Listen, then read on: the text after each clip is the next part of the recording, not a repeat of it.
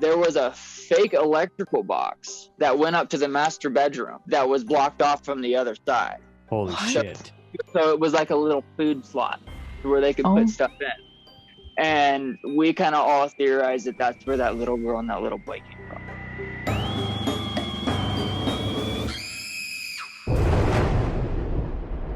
All right, everybody, welcome to episode 5 of Ectoplasm and Evil. Ectoplasm and Evil, let's go. Man, I can't believe we're 5 in. Yep, you're doing it. It's a big deal. It's a big deal. And today's a very special episode because it's our first episode with a caller. Yes, we finally have our first guest, and I'm so excited for that. Yeah, we're going to have a lot more callers in the future. And by the way, if you want to be a caller, you know how to get in touch with us. You just DM either of us on Instagram at our personal pages or on the Ectoplasm and Evil page, or you can email ectoplasmandevil@gmail.com. Absolutely. Please get in touch with us. Also, 420 is coming, and we want your Haunted While High That's stories. right. Oh, shit. Yeah, it's right upon us. It's right upon us. So we need those Haunted While High stories. We need them like right now. We have one really good one. We do. From one of our followers, Elizabeth. Yes. It's great. It takes place in Trinidad. Yes. But we'd like more. And call in. Feel free to call. We can do a call in. We would love to do a call. Yeah, it would be so fun to feature all of you sharing your stories. The only prerequisite is that you have to have been high while you were haunted. Absolutely. That's the whole point of Haunted While High. That's the whole point of Haunted While High. So please, yeah, hit us up with your Haunted While High stories. Connect on a call, and it'll be a good time. We love good stories. And speaking of good stories, today's episode has a really good story. It was so scary. It was like a fucking movie. It was, truly. Our storyteller is a guy named Mark, and he's been a supporter of my music since 2015, way back in the day. That's a long time. That's a long time. That's a true fan. That's a true fan. And it's really cool that when he saw we were doing this podcast, he hit us up to say, hey, I got a story to share. Yeah, it was super exciting. It's always so nice to have someone who genuinely supports your content. Absolutely. Be a part of your content. Yeah. So very exciting. exciting. Did he deliver with this story. He did. Actually, honestly, his storytelling skills were so up there. It was incredible. He was really good at it. Good storyteller. He had all the details. Yeah. I was intrigued from start to finish. Yeah, like when I tell my ghost story, I feel like I'm kind of all over the place with it and I like stop a lot, but he was on a roll. He just knew exactly what he came to say. It was movie style with the reveals that were made. Yeah. Right? If you watch, you'll see points where our jaws literally drop. Yeah. I was definitely captivated. Yeah, he killed it. Yeah, so this is a really cool story to have for our first caller. Yeah. Our dog, Aloran, also had some great cameos. This was a pet-heavy episode. It was a pet-heavy episode. Because Mark had a dog and a cat. Yeah. And Olo was here with us. Yeah. Olo was sitting in my lap. Poor guy is healing up from his surgery. He is. Feel terrible for him, and he was really going off during the episode. It's just that he has so much pent-up energy. Because he's healing up from the surgery, he's not allowed to really like walk around, jump, play, do anything like that. So we have to take him on very like controlled walks just in the house. He's not allowed to go outside. So I think at all times throughout the day, he just wants to like jump around. I mean, he's a puppy. He's got that puppy energy. He wants to live. Yeah, so it's very sad. It's really, really heartbreaking. You'll see during the episode, he was like popping off in my lap. He was. And Mark's cat at one point paws his chest during the episode. I kept that in because it was the cutest fucking thing I've ever that was seen. adorable. It was a beautiful cat. It was a beautiful, both the dog and the cat. Yeah. Stunning. Great pets. Mark has great pets. Yeah. And he's a great pet owner. Yeah. Well, I guess without further ado, should we get into today's episode? Let's get into today's episode.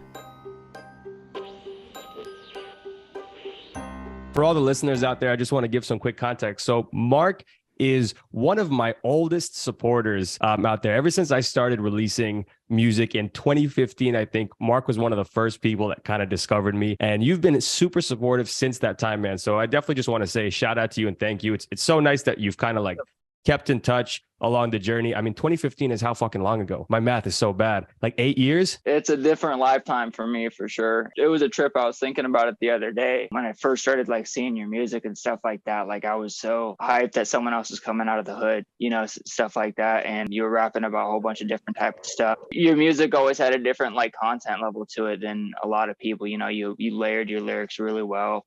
And your rhyme schemes were really dope. And I was super, super into that, especially at that time. I was getting into music myself. And you were definitely one of my favorite artists. Really appreciate it, man. You have no idea how much that means to me. There's a few people that like kind of discovered my stuff really early, and I always remember everybody's names and the support that you guys would give me. So how awesome that we're getting on a video call to do this now. Yeah, it's a trip for me, man. I'm like, I'm kind of, I want to say starstruck a little bit, you know? Nah, I appreciate that, bro. I appreciate that. Well, life events have definitely put music on a slower stall for me, but I'm about to re-release everything I had in the vault in a major way, man. So I'm excited for that. Yeah, man. Honestly, just kind of seeing you on Zoom right now is making me even more hyped to do it because I'm remembering, that era. So we're going to do it better than ever. Yeah, no, go Tenn, man. Yeah, my guy, my guy.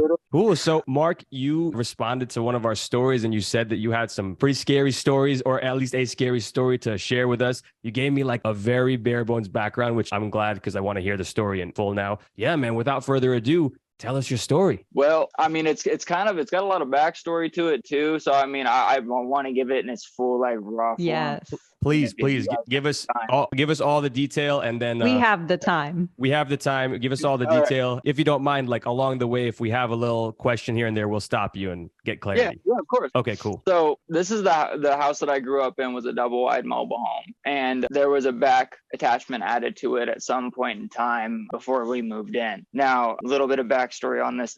This house is in California, and it is in probably one of the worst neighborhoods that you can get around there. And that's going all the way back to like the 70s and 60s when this house was, manufactured and put on this property. So as a kid, I think all kids are kind of like sensitive to spectral beings and being able to see stuff like that because they're not like, oh, that doesn't exist, like they don't have any preconceptions. And when I would sleep in my dad's room, he had this big open closet that he had his dresser in and had all of his jackets and stuff hanging up on top. And every night I would lay over on my side, and there was a little boy's head that would pop out of the jacket and just stare at me all night long. Wow.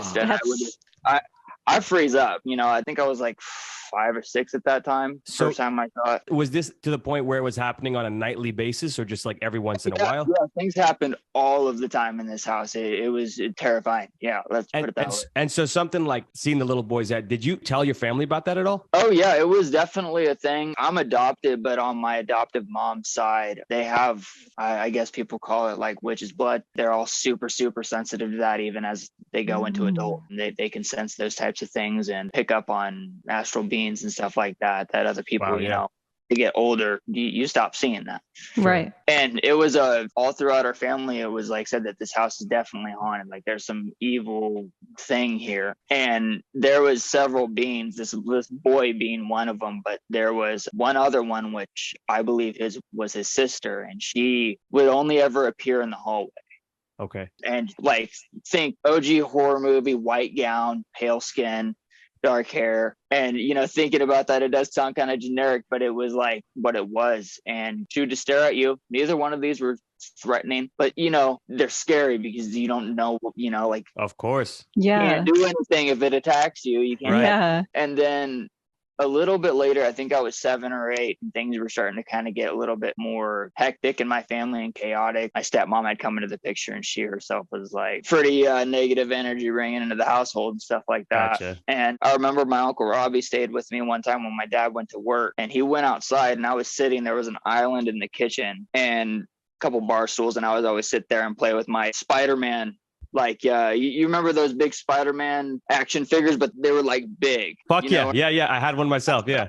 I still have it somewhere, but I don't know where it's at. But I'd always play with him. And we had a window because it was a mobile home. The mobile homes always had a window that went into the back kitchen. Yeah. Had a laundry room back there because of the addition on the mobile home. So when you would go around the corner into the kitchen, there was a window and you'd go into the back, and back there was the washer room and then 2 rooms on the side right here. I felt nothing like that in my life before. And this thing was just like pure, like black. There was no like, it was just like pure evil basically. And then the last thing that I remember was it just shifted through the wall at me and went through me. And I woke up. Like 30 minutes later, my Uncle Robbie was like, what happened? Get the fuck out of here. Wow. Did it feel like anything? Like, was it cold? The best way that I could feel, it was like just dread.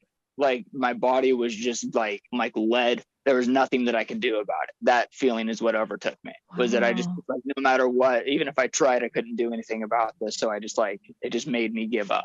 Approximately how old were you when that happened? 7 or 8, around there. Okay. So this thing jumps through you and you wake up 30 minutes later. Now, when you wake up, do you feel like you've been possessed? Like, what do you feel like once you wake up? I felt great actually, which is what was kind of weird because what my uncle said is I had slipped off the stool and hit my head on the countertop. But I had a weird red mark, almost like like an X, which didn't make any sense. Counters don't make X marks on your head. No. Right. Yeah, exactly. Yeah.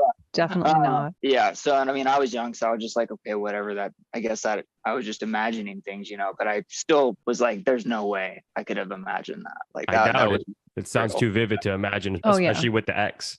Yeah. And from that point on, things kind of just got worse in the house. I didn't see the older girl or the younger boy anymore. It was almost weird. When I would come home from school, I would walk through that door and it felt like everything just didn't matter anymore, in a bad way. Like everything was just like, there's no chance of escaping this place. Like you would literally hit the door frame and it was just all negative energy. Yeah. And it was very, very like noticeable.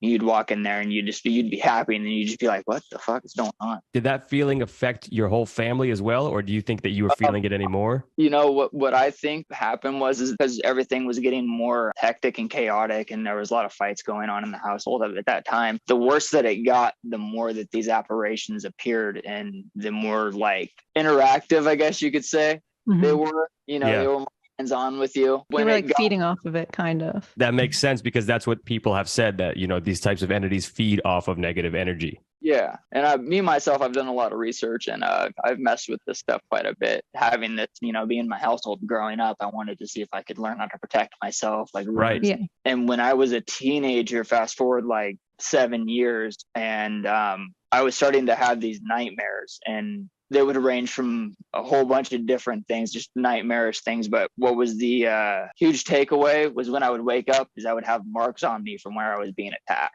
Get out. What kind of marks? Scratches, bruises? Scratches. Sometimes I'd be bleeding and stuff like that from some of the marks. And in these dreams, there was just that dark being. It wasn't it wasn't a man, it wasn't a woman. It was just like a shadow figure. Yeah. And it like, I had to run through the woods and try to figure out how to get away from it. And it would always just grab me and just like eviscerate me and kill me. And then that's when I would wake up and I'd have all of these like marks where it was attacking me. Holy shit. Yeah. Was it ever on your face as well? Oh, yeah. I had marks on my face a lot from it. They were never like so bad that it was like the ones that would bleed would be like little driplets, like if someone like scratched you with their nail or something like right. that. Like you don't have any scars from this? I don't. No, I don't have any scars. None of them were that bad per se. They were more like welts, bruises, stuff like that. Definitely lots of scrapes, but most of them did not draw blood. Right. Was it a situation where, like, when these wounds were fresh, people were asking you in school, like, yo, what happened? Oh, yeah. And I'd be like, dude, I don't, like, I was dreaming some crazy stuff and woke up like this. And they'd always be like, dude, that's not normal. Yeah. Like, what's going on with your house? I don't want to go over there anymore. Did your parents question you? Like, and when you said, hey, I woke up like this after this dream, was anybody like, we should do something? See, I would always talk to my dad about that type of stuff because I felt like if anyone knew what to do, he would, Yeah. And he never really believed me on that stuff, partially because I was still a young kid. I feel like he was just like, yeah, whatever. You probably just like did that to yourself. So making up a story, Right. As most adults would be, nowadays. Yeah. It seems to be a common thread. Yeah. People don't want to believe in these things, but it's hard to disapprove of it when you have so many, like experiences with it. Yeah. Yeah. So you're the only one who had like the nightmares and the physical scratches in the family. It seemed like I was the only one that they like messed with. Yeah. Okay, so you were a target. Were you the youngest? Yes, I was. Maybe that's a reason why. Yeah. The weakest, I guess you could say. But I was also the direct source of a lot of the negativity around the household was being directed at me. I was adopted, and then when my stepmom came in, I was kind of like the redhead stepchild. Oh my God. Like I was a scapegoat, all of that stuff. So I think that partially they were feeding off of the energy from her admitting it, and then latching on to me because I was so tired from fighting all of the time that my defenses were down themselves. Right. So, perfect storm for them to come in and swoop up and leech. Man. So you're a teenager now, you're waking up with you're having these dreams, you're waking up with wounds on you. Where does it go from there? So actually I had these dreams all the way up until it was a weird thing because at some point in time I realized I had to stop running from it in the dream. Like these dreams were so vivid that I was there.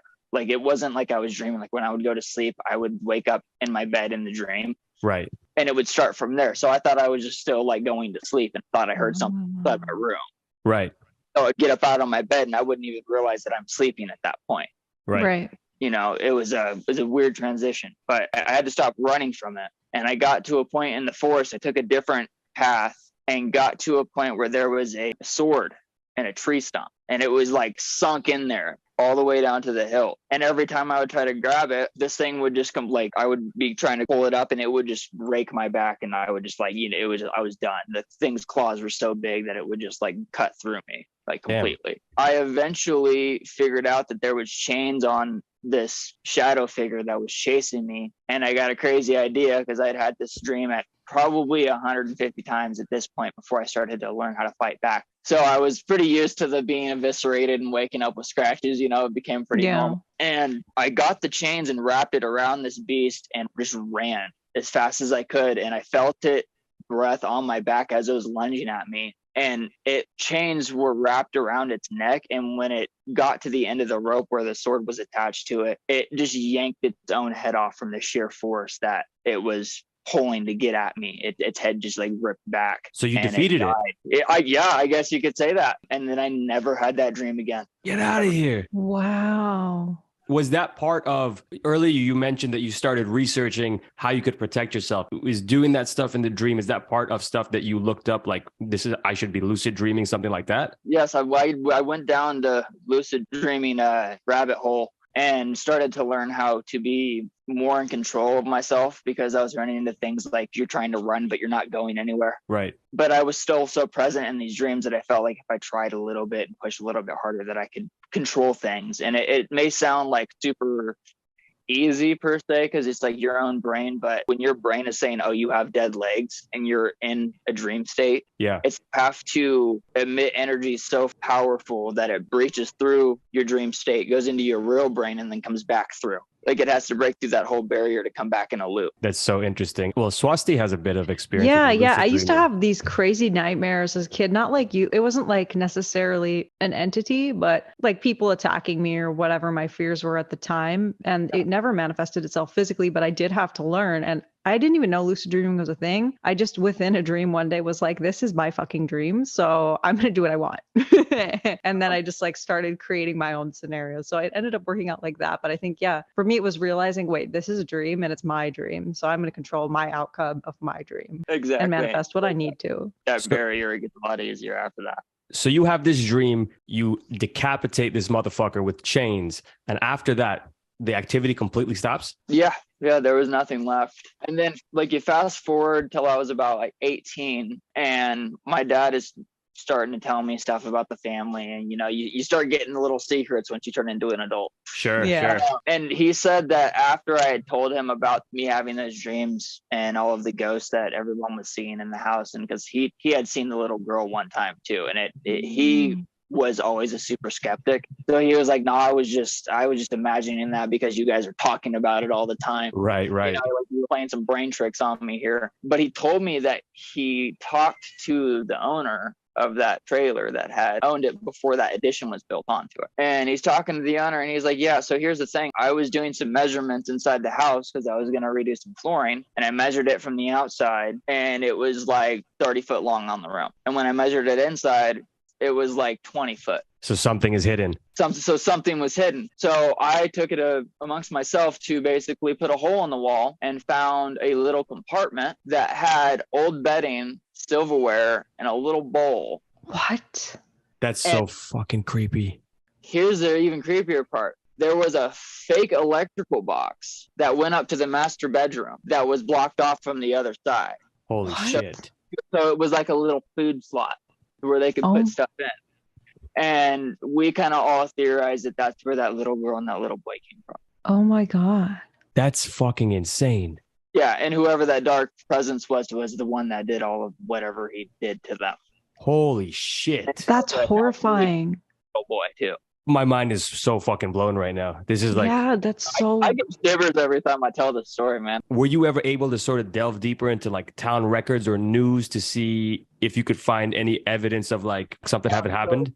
Apparently, besides the fact that that owner, when my dad was talking to him about this stuff, he started getting pissed off. Like he was like, I don't know what you're talking about. And like he started being super shady. Oh. And from what I understood, his brother had a little boy and a little girl. Oh, fuck. Lived there before he did. So it was him. Yeah. And he died in that trailer. And we never got enough information out of him to tell what happened as a kid. But it was like missing children's lists, you know, but it happened. This guy was living there in like the 50s, 60s. So who knows if that was ever recorded, you know? It might not have ever been documented. Yeah. Damn. So you have a fucked up guy living there who has 2 kids. He's keeping them in horrendous conditions and abusing them in God knows what ways. Yeah. He passes away. Their sort of spirits are lingering on, obviously, maybe not having achieved closure or something like that. And his evil that he represented in life stayed on after death and just was looking for any other weak or childlike spirits to haunt. Yeah, to torment. To torment, yeah. I really wonder if after you defeated that motherfucker and decapitated him, if the spirits of those children were able to move on. I would venture to say almost yes. Because you stopped seeing them too when this thing came around. Yeah, I did. You know, I never really thought about that beforehand, but maybe, yeah, I saved them. Dude, this is like a movie, man. That, you know, that would be a good movie. It would be. It's a little bit Coraline-esque. I was going to say that those details are reminiscent of Coraline, the way the children were kept and the way the creature, the guy was just awful. Yeah, wow. No, you know, I don't have that reference. I don't think I've ever watched that movie. I highly suggest. How old is your daughter? She's 2. Okay, when she gets more like maybe 5 or 6, you should watch it with her. Oh, I definitely will. I've started her on the good stuff, you know, Studio Ghibli films. So yeah. Then you know what's up. So since that time, you've been able to live your life without any paranormal interference. That's actually kind of the funny part, is that I feel like a lot of the times when I do stuff, or, you know, I'm starting new ventures, like when I moved out here, it seemed like everything goes wrong for me. And that's not like an excuse for me to not do stuff. You know, I prepare for everything to go wrong at this point because I'm so used to it, but it's always felt like me and my dad had a curse on us. Oh my God. For whatever reason. And that was a pretty reoccurring thing. And what I found is that there was some part of that house that was still latching onto him. Onto your dad. Yeah. And through that, it was still latching onto me. Get out. So this spirit had found a way to hold on to whatever last bit of negative energy and somehow planted itself in my dad in its lowest form. And I think he did that because it was the best match, because my dad also had a son, right, and an older daughter. Right. It was the same thing being played out. So some things happened between me and my dad in those following years, some pretty rough stuff. And I eventually just broke up any contact that I had with him. Okay. And from that point on, I had started doing protection runes on everything that I had. You know, I would cleanse wash. Started doing all of the witchy stuff, you know, making moon water, and really just trying to cleanse myself of any negative energy or things that had latched onto me. I went all the way from, you know, using druid magic all the way to Viking runes and ancient European magic and Chinese medicine. You know, I tried a little bit of everything just to make sure that. So this is clearly something that you've taken very seriously to protect yourself again. And once I had my daughter was when everything kind of felt like it was washed away. You know, I felt like it was finally that chapter of my life was kind of like done with, and any connection that I had to it was gone. Well, that's amazing, man. I love a happy ending. Yeah. Yeah. I went back and it looked even more decrepit and weird than it had before. Wow. But I hadn't felt any of that super negative dark energy. It just felt like a place that you shouldn't go into. Right. Point, you know, and I think that's maybe because I never stepped foot on the property line. I was afraid that something was going to grab me again. Yeah. So I listen, better safe than sorry, bro. Absolutely. Exactly, especially with that type of stuff. It's easy to get got, but it's not that easy to get away from that stuff, you know? Right, yeah. Right. Damn, man, that's crazy. Oh, did you have any pets when you were younger and all this was happening? Yes, I actually had a dog, a pit bull blue nose named Ranger. And he would always sleep with me, and he would freak out sometimes. I bet, because they're so sensitive to it.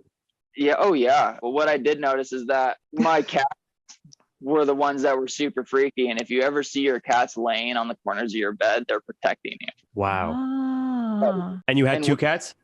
Yeah.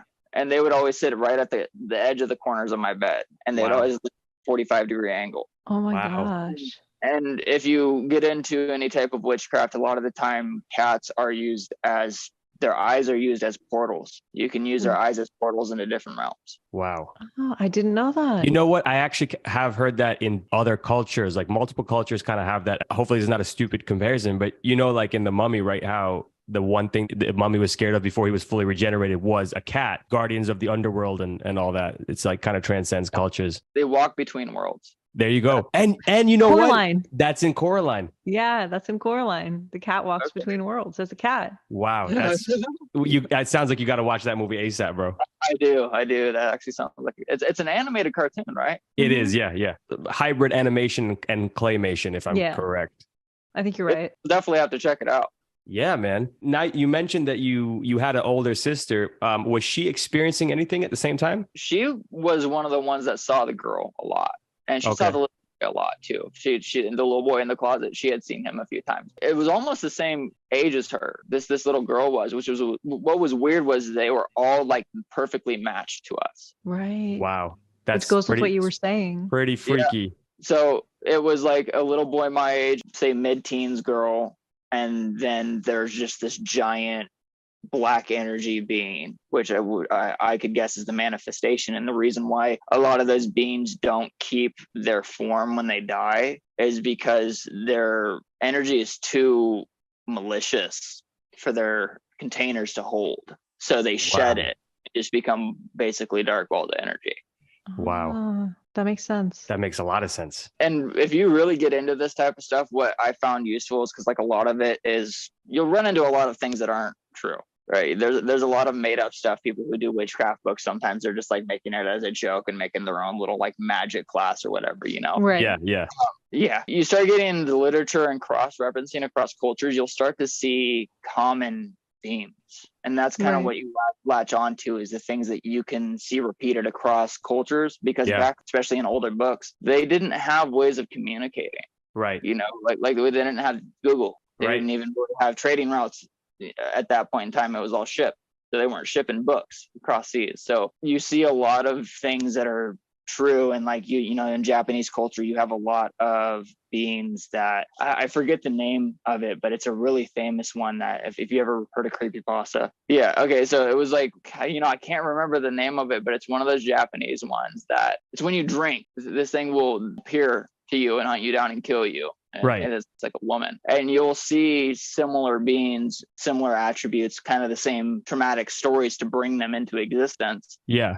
Cross cultures. And to me, that is a good way to sift through things that are true and what's not, because back then they didn't have a way of sharing that. That's such a great point. That's interesting. We touched upon that in the first episode of our podcast because we were talking about Guyanese like supernatural folklore, and when we were touching upon the Caribbean vampiric creature, which is called Olhaig, there's certain vampire attributes that are cross-cultural, that are like you said before, people could share information that easily, such as vampires are compelled to count things and stuff like that. That comes from the Caribbean, that comes from China, that comes from Europe. So it's like, well, that seems like it's probably a thing. Yeah, there's some merit to it. There's some merit to it. Yeah. Dude, well, Mark, I can't thank you enough for sharing that story, man. It was a really, really good one. It's a good story. I have one more question though. Ask it. Yeah. Did the little girl and little boy ghost ever speak to your sister? From what I can recollect, they never talked.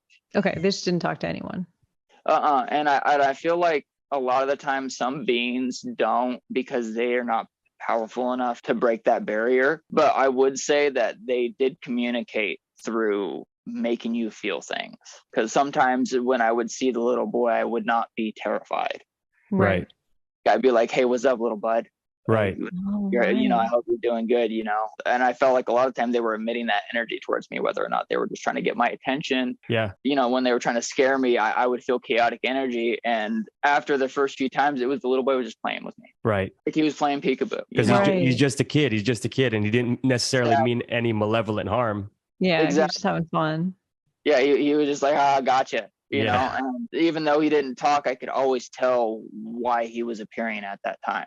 Right. Sometimes he would peek out and like kind of play peekaboo at me, and other times he would just peek his head out and just kind of stay there. Right. Like he wanted company. Right.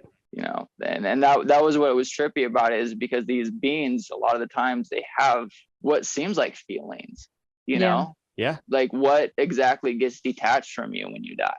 Yeah. Is it just physical? Right. And everything else leaves with us. All of our, our consciousness is maybe just now floating in space. It kind of seems that way. Yeah, because they're capable of emotions and making you feel empathy for them. So that, it's a weird, like, where does the barrier of our realm and their realm end? Yeah. Absolutely. Thank you so much for sharing your story, man. Really appreciate it. It was such a good story. It was a pleasure. Yes, sir. Man, so that was a crazy story. Yeah. Shout out to Mark again for telling it to us. That was truly shocking. Yeah, spine tingling. The part about that fucking hidden compartment. Yeah, the reveal was the craziest part. It was. I can't believe how they basically got to what the creature was. Yeah. Yeah. Which was basically the malevolent spirit of an actual man who was abusing his children, is what it sounds like. Ah, man. Yeah, what a piece of shit. That's some true fucking evil right there. Yeah, it's like almost a mix of true crime and paranormal, and we don't have the true crime half of it because the records don't exist. Because the records don't exist, as far as we know. As far as we know. I'm sure it's possible maybe if somebody wanted to really dig into it, maybe they'd find something. Yeah, maybe like old neighbors or something who lived around the same time. Right. Or maybe not. Or maybe not. Maybe not. Yeah, but either way, that evil was so strong that it lingered on. Yeah, and then Mark fucked it up. That was pretty dope. Yeah, he decapitated that bitch. He was a dream warrior. He was. You remember Nightmare on Elm Street 3? Oh my God, yes. Number 3, when they were training those kids to fight Freddy Krueger in the dreams. Yeah. I think they called it Dream Warriors. Like there was Nightmare on Elm Street 3 : Dream Warriors. Probably. I'm going to look it up right now. All right. I am correct. Confirming that I'm correct. It's Nightmare on Elm Street 3 Dream Warriors. And he was a dream warrior. He was a dream warrior. He could have been in Nightmare on Elm Street 3. Yeah. He should have been in Nightmare on Elm Street 3. He was well versed in the arts. He was, he did his research. Mm-hmm. He did what he had to do. I think that's really cool that he knows so many ways to protect himself. Yeah, I guess once you've gone through an experience like that, and then he kind of realized that he was on his own. Yeah. Right? Because nobody was really listening to him or helping him out. He was like, well, I got to take charge and figure this out. And he did. Yeah. We should do an episode where we have people like share what their actual rituals are and like practice it with them or something. Yeah, maybe we should. I think that would be really, because it's protection.